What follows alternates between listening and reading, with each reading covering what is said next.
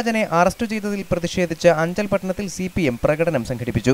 CPM Anchal area കമ്മിറ്റിയുടെ നേതൃത്വത്തിൽ ആറോ ജംഗ്ഷനിൽ നിന്ന് ആരംഭിച്ച പ്രതിഷേധ പ്രകടനം കോളേജ് ജംഗ്ഷൻ വലം വെച്ച് മാർക്കറ്റ് ജംഗ്ഷനിൽ സമാപിച്ചു.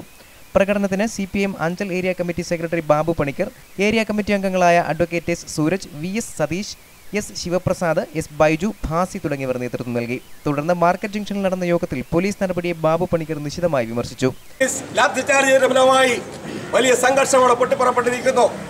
അതിലെ ഏറ്റവും മോശപ്പെട്ട നിലയിൽ ജനാധിപത്യപരമായി പ്രതിഷേധിക്കുന്ന ആളുകളടക്കം ആക്രമിക്കാനും കള്ളക്കേസിൽ കൊടുക്കാനും വേണ്ട സമീപനങ്ങളാണ് പോലീസ് സ്വീകരിച്ചുകൊണ്ടിരിക്കുന്നത്.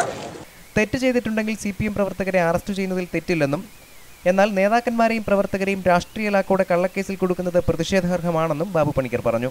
News bureau, Anchal.